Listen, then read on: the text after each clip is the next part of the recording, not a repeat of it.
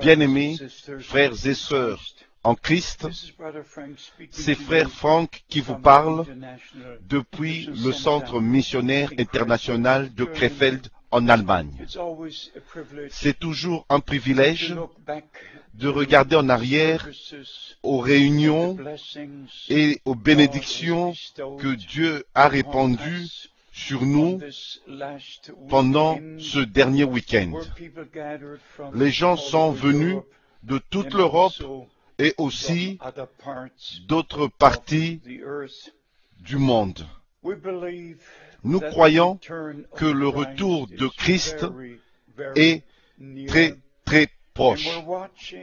Et nous observons les prophéties bibliques et les prédictions dans leur accomplissement.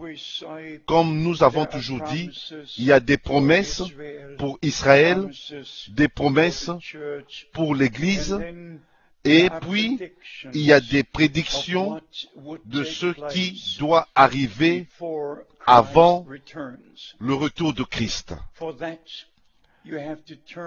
Pour cela, vous devez lire dans Matthieu chapitre 24, Marc chapitre 13, Luc chapitre 21 et aussi dans 1 Timothée chapitre 4, 2 Timothée chapitre 3 et dans d'autres endroits dans les Saintes Écritures.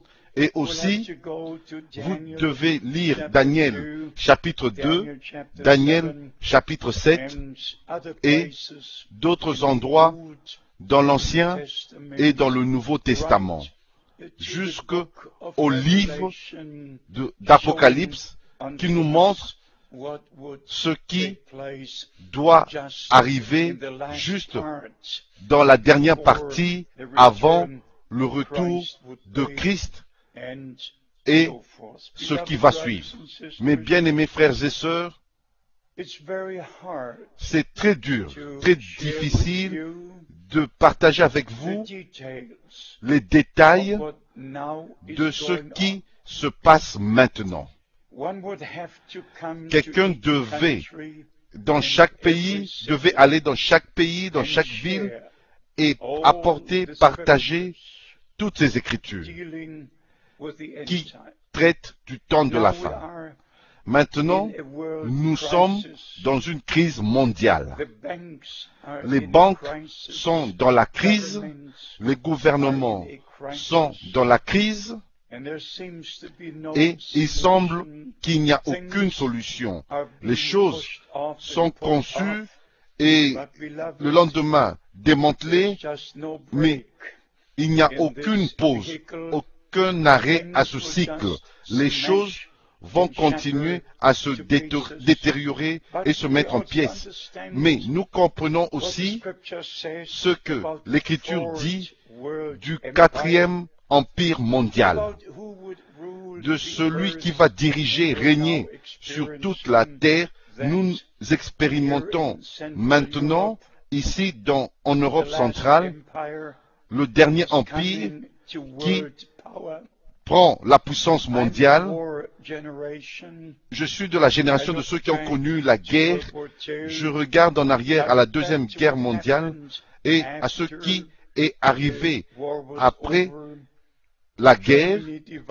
L'Allemagne fut divisée, l'Europe divisée, deux puissances, superpuissances ont apparu, et maintenant nous regardons à 1989, 1990, l'unification de l'Allemagne, l'unification de l'Europe de l'Ouest et de l'Europe de l'Est, et l'apparition de l'ancien empire romain, comme c'était prédit. Mais bien aimés, nous n'avons pas besoin d'aller dans les détails de ces choses, mais nous voyons très très clairement qui dirige la terre, où toute la puissance spirituelle, religieuse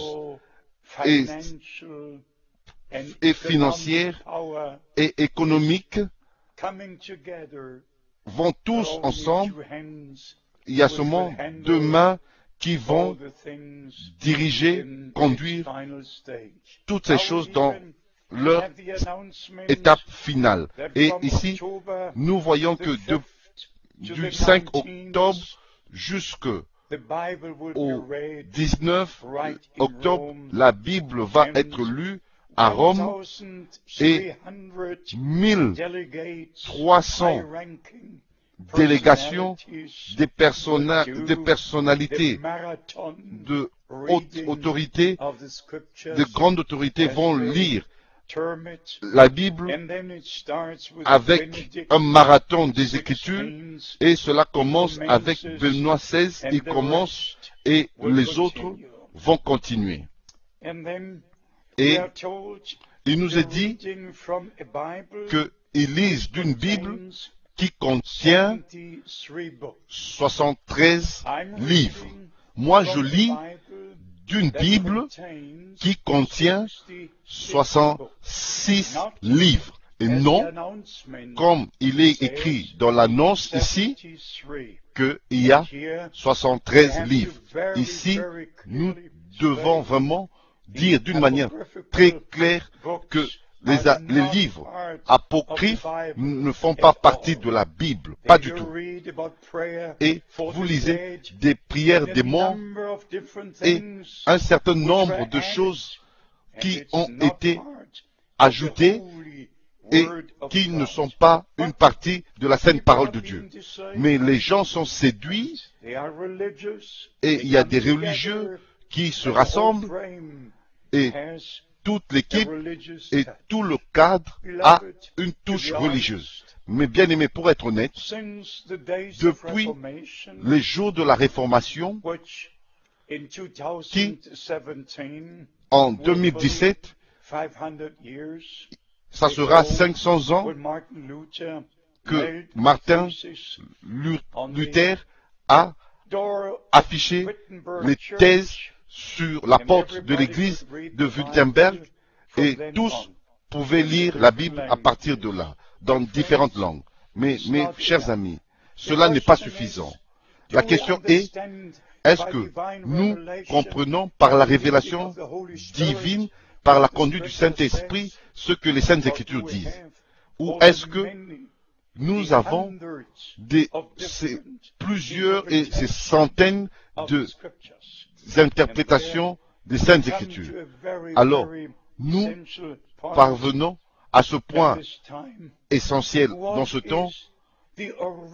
Qu'est-ce qui est la semence originale de Dieu, la parole originale de Dieu, les enseignements originaux de l'Église du Nouveau Testament?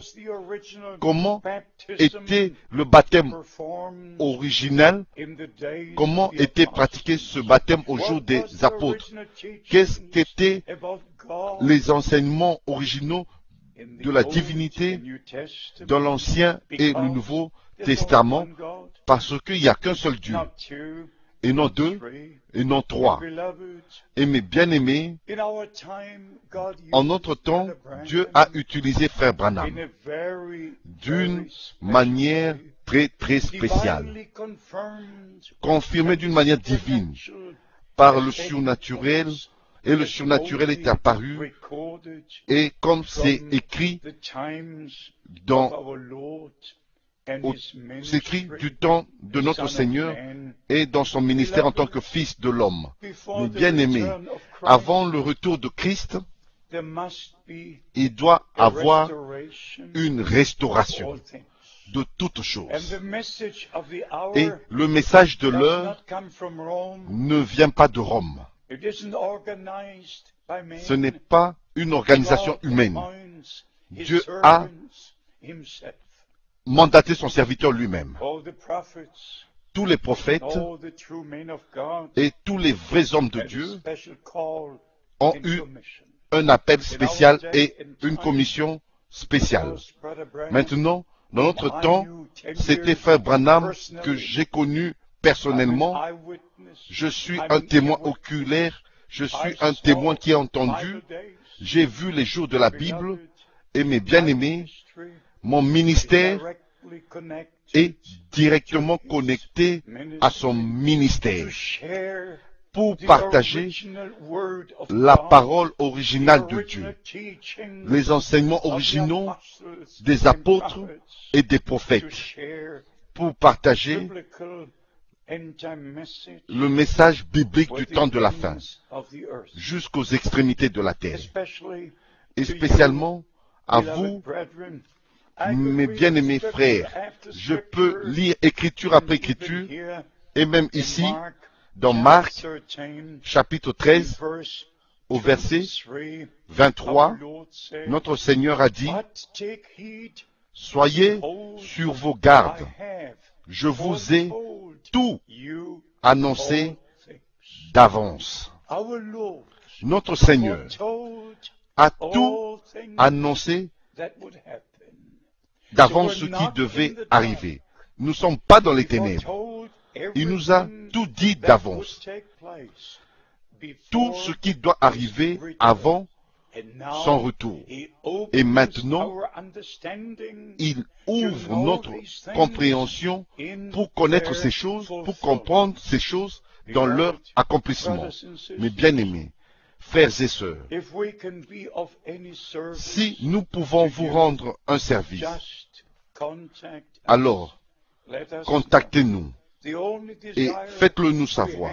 Le seul désir que nous avons est de plaire à Dieu, et non plaire à vos oreilles, mais plaire à Dieu.